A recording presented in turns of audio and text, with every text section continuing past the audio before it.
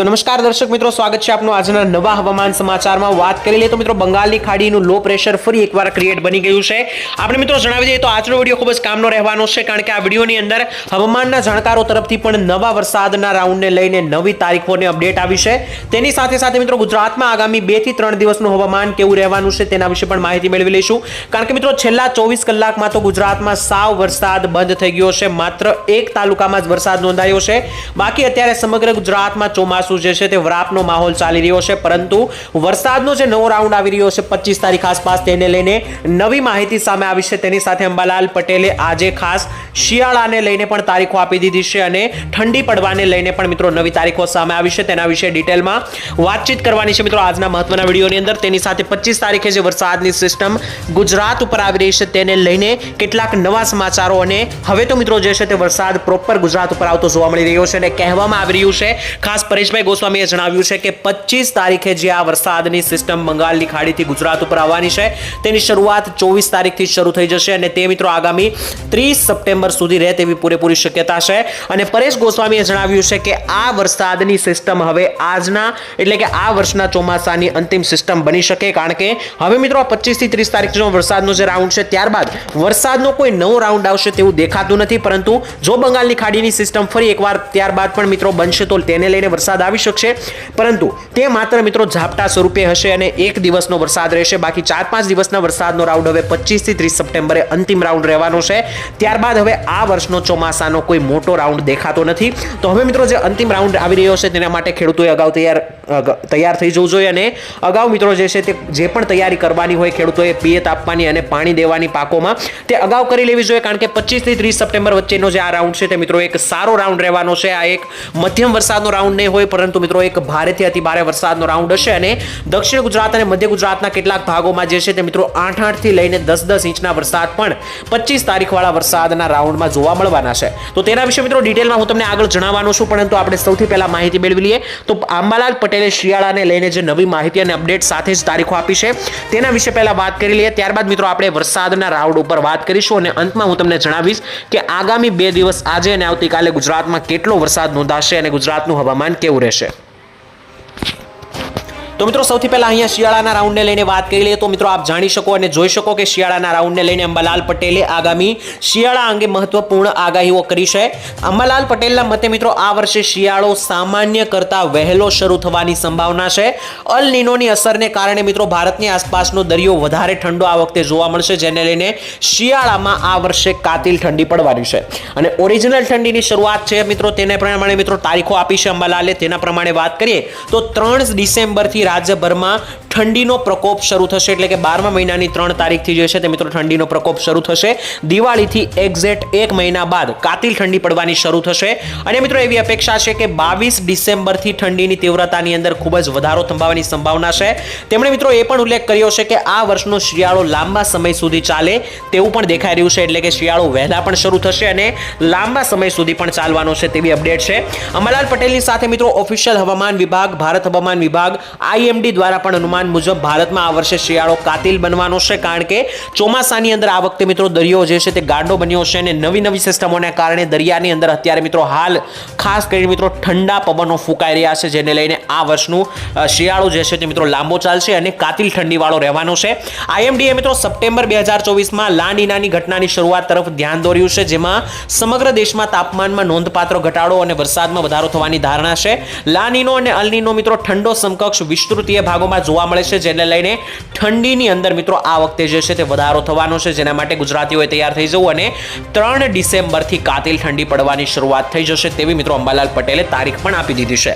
તો આવો મિત્રો હવે ત્યારબાદ આપણે વાત કરી લઈએ ફરી એકવાર વરસાદની સિસ્ટમ વિશે. શિયાળાની માહિતી મેળવી લીધી. હવે મિત્રો જે 25 તારીખ આસપાસ જે એક વરસાદનો ભારેથી અતિ ભારે રાઉન્ડ ગુજરાત ઉપર ફૂંકાઈ રહ્યો છે તેને લઈને વિસ્તૃત માહિતી હું તમને જણાવી દઉં.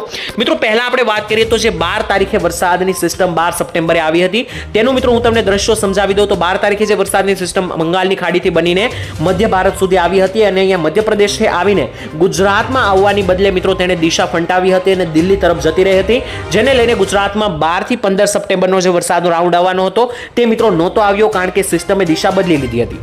ત્યારબાદ મિત્રો ફરી એકવાર 17 અને 18 ડિસેમ્બર આસપાસ જે વરસાદનો રાઉન્ડ ગુજરાતમાં આવવાનો હતો, 17-18 સપ્ટેમ્બર આસપાસ, એટલે કે અત્યારના સમયમાં, તે મિત્રો કઈ રીતના ના આવ્યો તે પણ તમને સમજાવી દઉં. તેમાં પણ મિત્રો સેમ વસ્તુ થઈ. બંગાળની ખાડીથી સિસ્ટમ બની ગુજરાતની બોર્ડર પાસે આવીને દિશા ફેરવી લીધી અને ઉપર તરફ જતી રહી, જેને લઈને 18 સપ્ટેમ્બર આસપાસ જે વરસાદનો રાઉન્ડ હતો તે પણ મિત્રો કેન્સલ થયો અને ગુજરાતમાં જોવા ના મળ્યો. પરંતુ 25 સપ્ટેમ્બરે જે વરસાદનો રાઉન્ડ છે તેમાં પણ મિત્રો સેમ વસ્તુ છે કે બંગાળની ખાડીથી સિસ્ટમ બને છે, પરંતુ આ વખતે વરસાદ કોઈ પણ પ્રકારનો યુટર્ન નહીં મારે, કારણ કે આ વખતે મિત્રો દેખાઈ રહ્યું છે કે વરસાદ સીધો ગુજરાત આવતો જોવા મળી રહ્યો છે.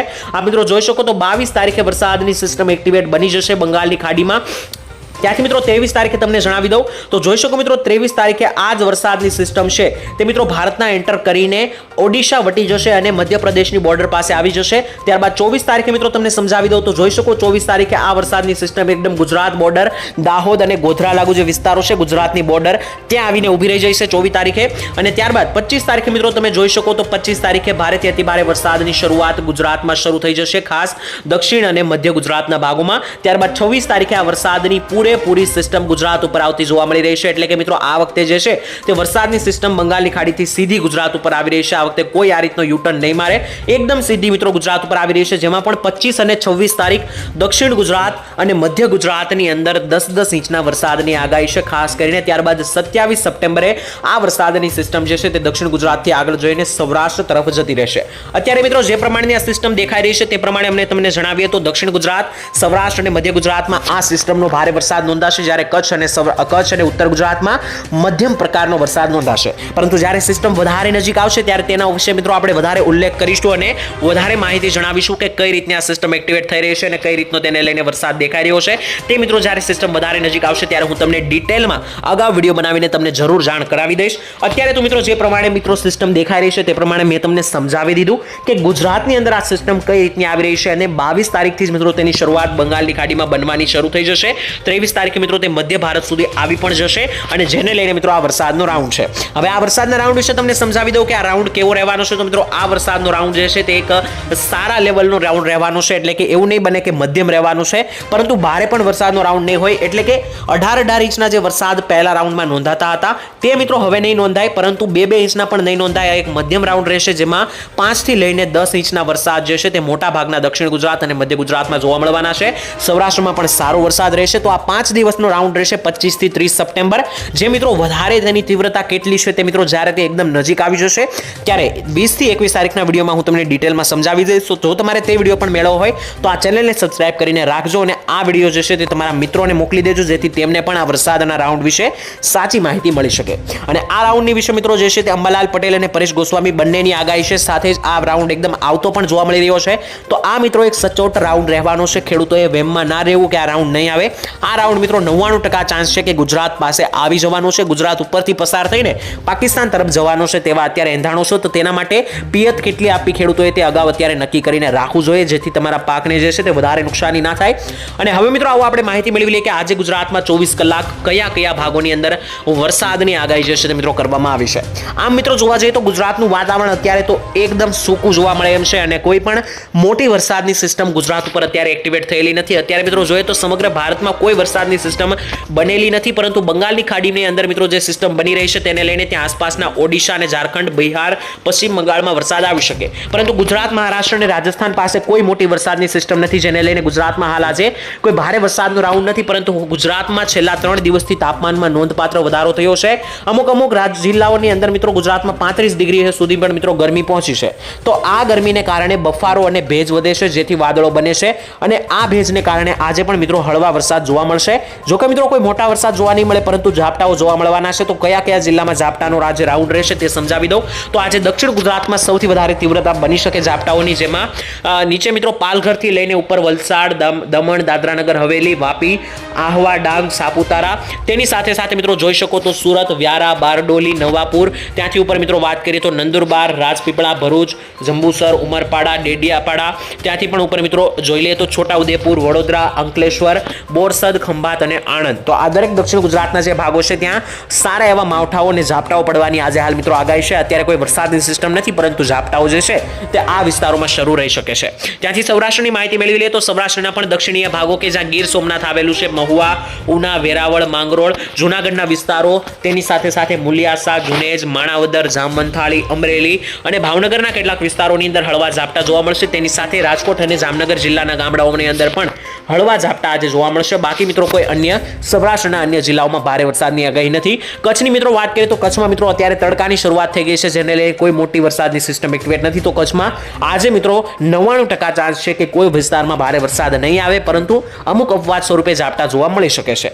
ઉત્તર ગુજરાત અને મધ્ય ગુજરાતની માહિતી મેળવીએ તો ઉત્તર ગુજરાતમાં પણ કચ્છની જેમ મિત્રો હાલ આજે કોઈ મોટી વરસાદની સિસ્ટમ તથા વાદળ નથી, જેને લઈને આજે ઉત્તર ગુજરાતમાં પણ કોઈ વરસાદની આગાહી નથી. પરંતુ મધ્ય ગુજરાતમાં જે મધ્યપ્રદેશ બોર્ડરના વિસ્તારો છે, જેમ કે દાહોદ, મહીસાગર, ખેડા, પંચમહાલ, અરવલ્લી અને કપડવંજ, બાલાસિનોર, ગોધરા, દાહોદ, આ વિસ્તારોમાં હળવા છાંટા જોવા મળી શકે. બાકી ગુજરાતમાં હાલ આજે મિત્રો કોઈ મોટા વરસાદની આગાહી નથી. આજની સાથે સાથે મિત્રો આગામી 2 થી 3 દિવસ લગભગ 21 તારીખ સુધી કોઈ મોટા વરસાદની આગાહી નથી. પરંતુ તેનો મિત્રો મતલબ એવો નથી કે વરસાદે આ વખતે વિદાય વહેલી લઈ લીધી છે. વિદાય હજુ મિત્રો બાકી છે, કારણ કે હજુ મિત્રો તમને સેટેલાઇટના માધ્યમથી દેખાડી દઉં તો અત્યારે મિત્રો જોઈ શકો તો પેસિફિક મહાસાગર સંપૂર્ણ એક્ટિવેટ છે અને પેસિફિક મહાસાગરમાં તો મિત્રો અત્યારે વાવાઝોડા પણ બની રહ્યા છે, જેને લઈને એક પછી એક વરસાદની સિસ્ટમ ગુજરાત ઉપર એક્ટિવેટ જેમ જેમ થતી જશે તેમ તેમ ગુજરાત ઉપર વરસાદનું જોર જે છે તે મિત્રો વધવાનું છે. તેના માટે ખેડૂતોએ અગાઉ તૈયારી કરીને રાખવી. અને મિત્રો આગામી વરસાદની સિસ્ટમ વિશે વિગતમાં વાત જે છે તે આવનારા વિડીયોમાં ચોક્કસ જણાવીશું. ત્યાં સુધી રજા આપશો. તમને કોઈ પણ પ્રશ્ન હોય તો કોમેન્ટમાં લખીને જણાવી દેજો. સાથે જ ચેનલને સબસ્ક્રાઇબ ના કરી તો કરી દેજો. આ વિડીયો તમારા મિત્રો મંડળને શેર કરી દેજો, જેથી દરેક લોકોને સાચી માહિતી મળી શકે ફેસબુક, વોટ્સઅપમાં. તો હાલ આજ માટે મિત્રો આટલું જ રાખીએ છીએ. આવતીકાલે મળીશું નવા સમાચાર સાથે. ત્યાં સુધી રજા આપશો. ધન્યવાદ. જય માતાજી.